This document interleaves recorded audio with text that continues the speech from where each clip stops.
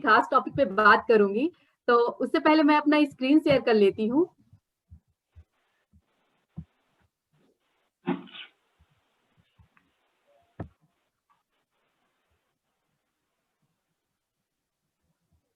Sir screen देख पा रहे हैं?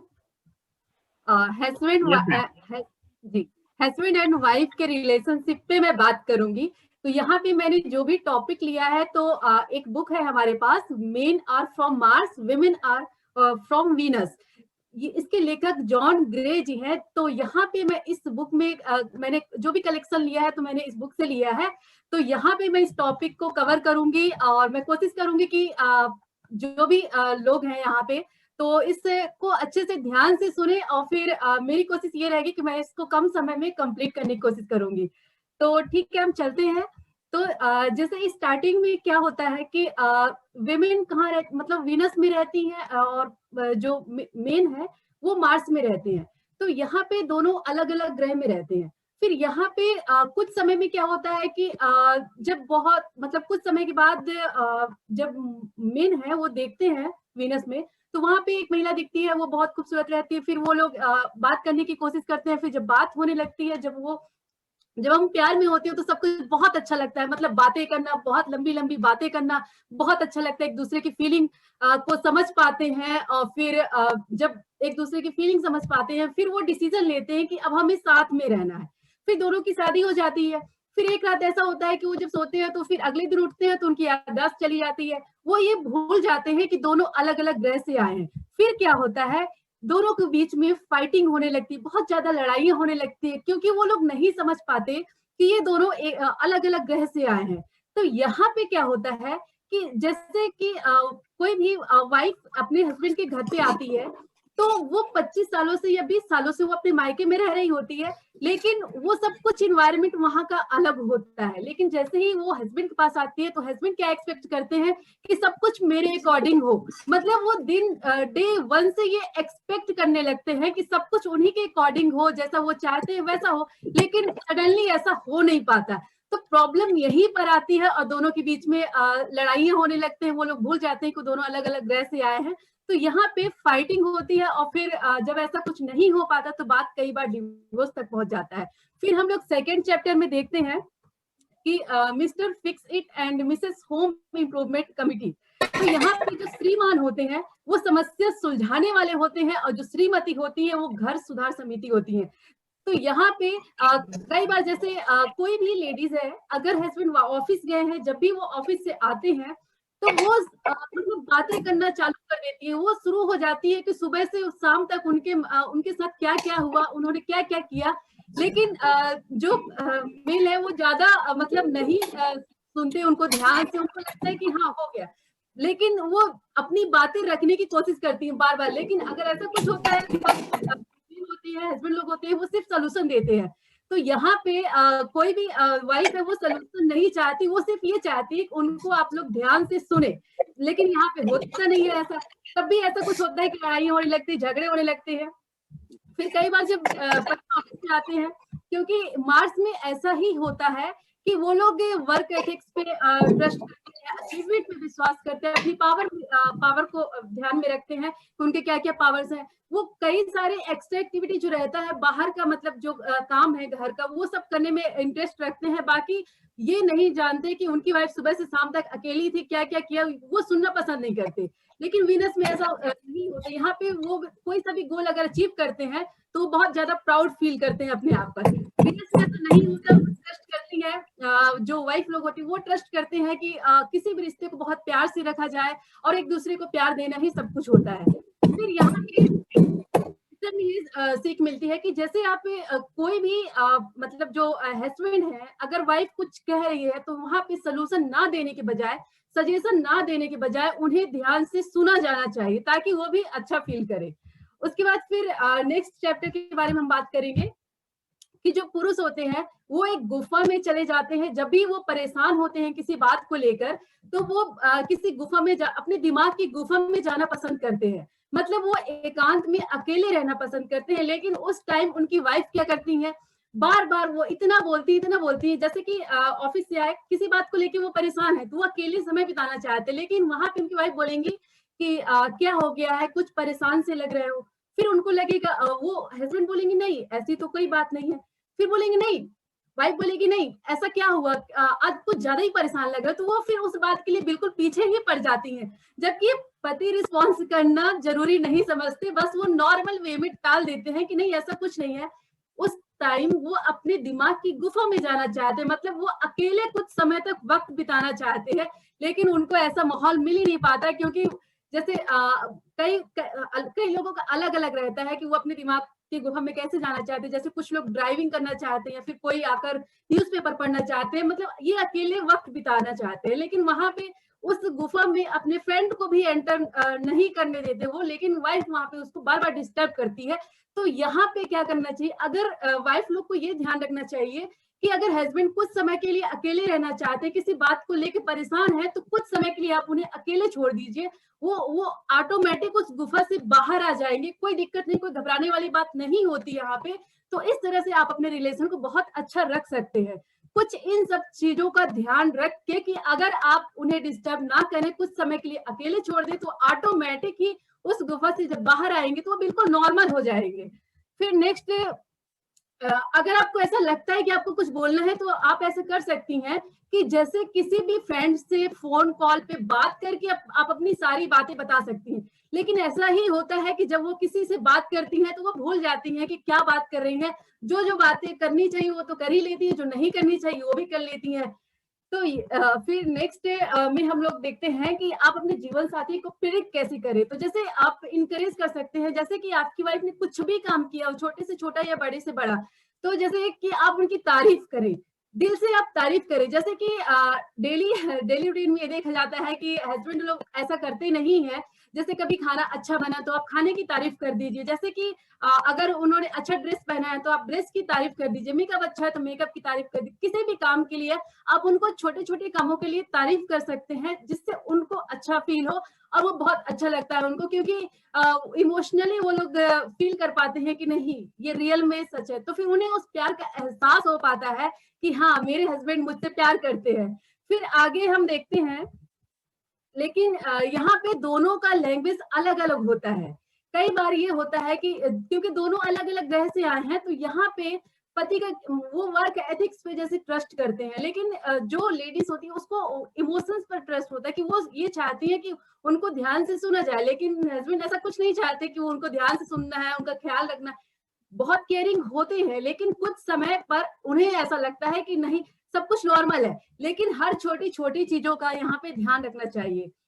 जो मेन होते हैं वो एक रबड़ बैंड की तरह होते हैं। मतलब कि जब भी जैसे कोई बात होती है, घर पे कोई लड़ाई झगड़ा होता है, तो यहाँ पे पति क्या होते हैं बहुत दूर चले जाते हैं। उन्हें लगता है कि, लेकिन उसकी भी एक सीमा होती है। जैसे आप रबड़ बैंड को देखते हैं कि वो एक निश्चित समय तक वो फैलता है, उसके बाद फिर वो वापस से मतलब नॉर्मल हो जाता है। तो यहाँ पे ऐसा ही है, जब भी जो हस्बैंड लोग वो रबड़ बैंड की तरह होते हैं, वो दूर जाते हैं, जितनी ही तेजी से वो दूर जाते हैं, लेकिन वो भी एक सीमित जगह तक दूर जाते हैं। फिर वो वापस उतनी ही तेजी से आते हैं और नॉर्मल हो जाते हैं, और उनका प्यार और भी ज्यादा बढ़ जाता है। लेकिन उस टाइम पे वाइफ क्या करती है, वाइफ बहुत ज्यादा परेशान हो जाती है। उन्हें ये लगने लगता है कि मुझसे पता नहीं क्या गलती हो गई है, मुझसे ये बात नहीं कर रहे हैं, ऐसा क्या हुआ, ऐसा क्या मैंने कर दिया है। तो इन सब बातों को लेके वो बहुत ज्यादा परेशान हो जाती है। तो यहाँ पे उन्हें परेशान नहीं होना है, उन्हें बिल्कुल ये सोचना है कि ठीक है वो कुछ समय के लिए गुस्सा है, फिर वापस आएंगे। तो यहाँ पे अपने आप को मतलब जो वाइफ है उन्हें बिल्कुल भी परेशान नहीं होना है। उनको कुछ समय के लिए दूर जाने दीजिए, क्योंकि वापस जब वो आएंगे तो बहुत तेजी से आएंगे और उनका प्यार और भी ज्यादा बढ़ जाता है। फिर हम लोग जो विमेन है वो विमेन आर लाइक वेव्स। जो विमेन होती है वो बिल्कुल लहरों की तरह होती हैं। लहरों की तरह मतलब उनका मूड कब ठीक है कब खराब हो जाता है ये आपको पता भी नहीं चलेगा। जैसे कि अभी अभी ठीक है, आपने अगर उनसे तेजी आवाज में बात कर दिया है, फिर कुछ भी कह दिया जो उनके अकॉर्डिंग नहीं है, तो फिर उनको बुरा लग जाएगा और वो गुस्सा हो जाएंगे। तो यहाँ पे जो विमेन होती है वो बिल्कुल वेव की तरह होती है। कब उनका मूड ठीक है कब खराब हो गया आप समझ ही नहीं पाएंगे। तो यहाँ पे जैसे जब इनका मूड खराब होता है तो इनके लिए ऐसा है जैसे कि वो एक कुएं में, खाली कुएं में वो उतर रही है, और उतरने के बाद ऐसा लगता है कि जैसे वो पानी को छू के वापस आना चाहती है। तो ठीक ऐसा ही इनका मूड होता है, बिल्कुल लहरों की तरह होती है ये। तो यहाँ पे ये लोग जब वापस आएंगे तो यहाँ पे आप उनको कुएं में उतरने दीजिए, आपका फर्ज बनता है, आपको यहाँ पे नहीं रोकना है। जब वो बिल्कुल नीचे जाना चाह रहे हैं, नीचे जाके वो पानी को छू के वापस आती है, मतलब वापस उनका मूड ठीक हो जाता है, तो यहाँ पे आप लोग को रोकना नहीं है, उन्हें भी कुछ समय के लिए आप खाली रहने दीजिए। लेकिन यहाँ पे ये लोग जो वाइफ होती है वो ये चाहती हैं कि जब वो दुखी होती है या परेशान होती है तो उन्हें सुना जाए और उन्हें उनसे मतलब सजेशन ना दिया जाए, सोल्यूशन ना दिया जाए, बिल्कुल उनको ध्यान से सुनना है और आप उन्हें सहारा दे सकते हैं, आप उनसे प्यार से बातें कर सकते हैं। तो यहाँ पे इनका ये रहता है।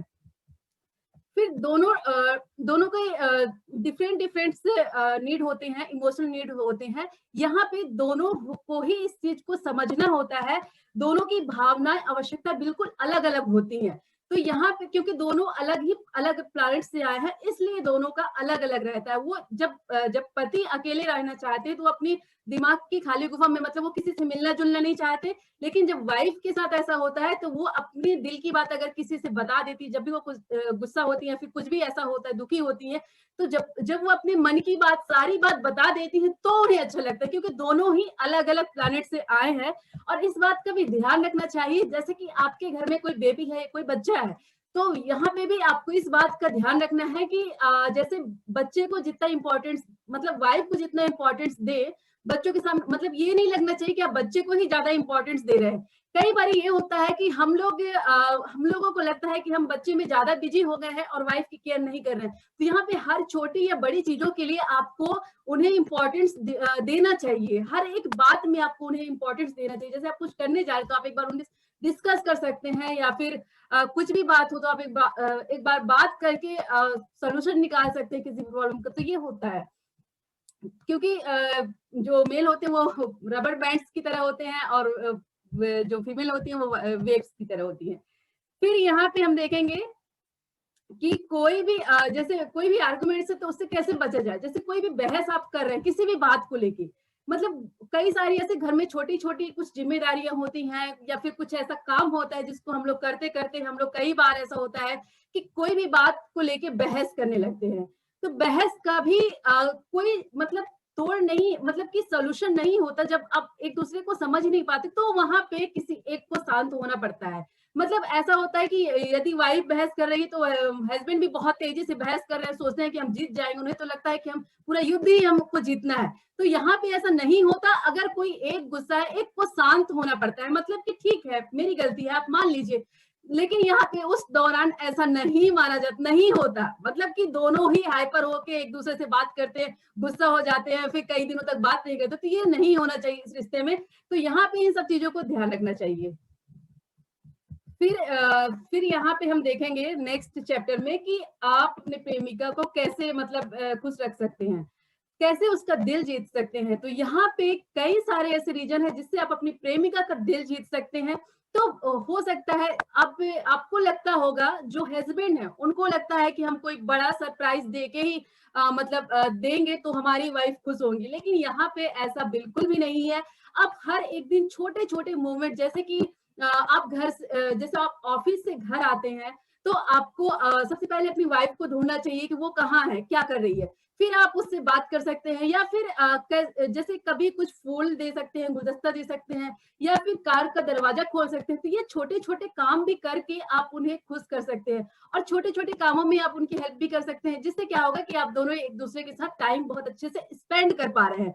वो जरूरी नहीं है, वो मतलब जो हस्बैंड होते हैं उनको लगता है कि मैं कोई बड़ा गिफ्ट दूंगा तो मुझे मतलब नंबर ज्यादा मिलेंगे, लेकिन यहाँ पे ऐसा नहीं होता। जो वाइफ होती है वो, उनके लिए अगर आप एक छोटा सा भी काम करते हैं, एक छोटा सा गिफ्ट ले आते हैं, तो गिफ्ट को मतलब उतना ही नंबर दिया जाएगा जितना वो कार देने पे गिफ्ट देंगे, मतलब नंबर देंगे। मतलब बड़ा गिफ्ट हो या छोटा गिफ्ट हो, गिफ्ट गिफ्ट होता है। तो यहाँ पे हस्बैंड लोग को हर मतलब 2 दिन 3 दिन बाद हर ऐसा एक्टिविटी करते रहना चाहिए, मतलब उन्हें उनके प्यार का एहसास दिलाना चाहिए कि हाँ, मतलब कुछ भी छोटा काम करके आप कर सकते हैं।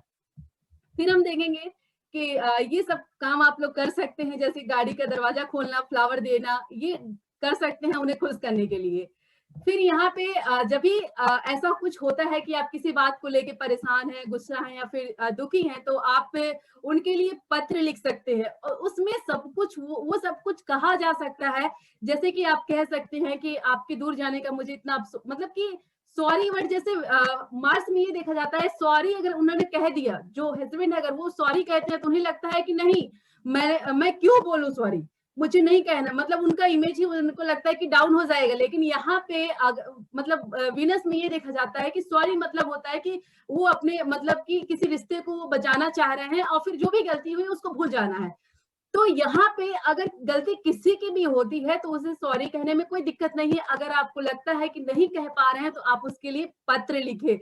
ये बहुत ही पुराना लगता है लेकिन इससे काफी सारे सॉल्यूशंस आपको मिल जाते हैं। जो बातें आप कहना चाहते हैं लेकिन उस दौरान नहीं हो पाता तो आप उनको पत्र लिख कर कह सकते हैं, उन्हें अपने प्यार का इजहार कर सकते हैं। तो ये सब कुछ आपको करना चाहिए। फिर जैसे आप मतलब जो विमेन होती हैं वो हर एक काम में या फिर हर छोटे छोटे काम में या बड़े कामों में हेल्प ले सकती हैं। बस अर्थ ये देखना चाहिए कि हस्बैंड का मूड है काम करने का या नहीं है। अगर वो किसी वजह से नहीं करते तो आपको उस दौरान गुस्सा नहीं होना है। कई बार ये होता है कि अगर हमने कुछ कहा या आपने कुछ कहा और उन्होंने नहीं सुना या नहीं किया तो वाइफ का मूड बिल्कुल खराब हो जाता है कि मैंने ये काम बोला, इन्होंने नहीं सुना। तो यहाँ पे आपको गुस्सा नहीं होना है। ठीक है, वो नहीं, उनकी इच्छा नहीं है करने की तो उन्होंने नहीं किया, तो यहाँ पे आपको खुद कर लेना, लेकिन हेल्प लेना चाहिए। हर एक कामों में आपको हेल्प अपने हस्बैंड से लेना चाहिए। फिर हम लोग देखते हैं कि जो प्यार का जादू कैसे जिंदा रहता है। तो यहाँ पे जो 90% झगड़ा है वो हमारे पास्ट से होता है, 10% ओनली प्रेजेंट से होता है। तो यहाँ पे कई सारी ऐसी बातें होती हैं जो हम पास्ट को लेके कई बार जो वुमेन होती हैं तो वो कई बार मतलब कई दिनों पुरानी बातें जो होती है उसको लेके बैठती है और हस्बैंड को ये याद भी नहीं रहता कि मतलब क्या बातें हुई थी। फिर यहाँ पे जब वो बातें हो रही होती है तो उन्हें लगता है कि नहीं ये नॉर्मल है और फिर मतलब हो गया, भूल गए हस्बैंड। लेकिन वाइफ जो है उस बात को याद रखे रहेगी और फिर बाद में भी बात करेगी कि नहीं आपने ऐसा बोला था, नहीं आपने मुझे उस टाइम ये बोला था। तो ये बातें नहीं होनी चाहिए क्योंकि पास्ट की बातें हैं, चलिए ठीक है भूल जाते हैं। जो भी प्रेजेंट है उसमें आप रह सकते हैं और फिर जो भी बातें हैं आप अपने प्रेजेंट में कर सकते हैं। और फिर जो भी प्रॉब्लम्स है अगर आप दोनों के बीच में है तो आप दोनों एक दूसरे को पत्र लिख सकते हैं। ऐसा कुछ नहीं है कि सिर्फ वाइफ पति के लिए लिख सकती है या फिर पति सिर्फ पत्नी के लिए लिख सकता है। तो यहाँ पे दोनों एक दूसरे के लिए लिख सकते हैं। तो यहाँ पे बहुत ही अच्छी स्ट्रॉन्ग लाइफ मतलब लाइफ को अपने रिलेशनशिप को बनाने के लिए हमारे पास जो मैंने बताया बुक है मेन आर फ्रॉम मार्स और वीमेन आर फ्रॉम वीनस। तो इस बुक की आप लोग हेल्प ले सकते हैं जो कि बहुत ही वंडरफुल है। मैंने भी काफी हेल्प लिया और मुझे काफी अच्छा रिजल्ट मिला। Okay sir, thank you so much, आपने मुझे बात करने का मौका दिया। Thank you sir, thank you so much. बहुत बढ़िया, बहुत अच्छे तरीके से आज का सेशन हुआ और इस तरह से हस्बैंड वाइफ रिलेशनशिप पर बात हुई है। और बिल्कुल ऐसा जो सेशन चल रहा था तो मुझे लगा कि ये सब चीजें हम लोगों के लिए हैं और हम लोगों को अप्लाई करना चाहिए ताकि और अच्छी स्ट्रांग टीम बन सके। तो इस जोरदार क्लैपिंग होनी चाहिए। इस तरह के प्रेजेंटेशन को सबको करना है, आगे और प्रैक्टिस करनी है और आगे भी आप लोगों को अच्छे अच्छे प्रेजेंटेशन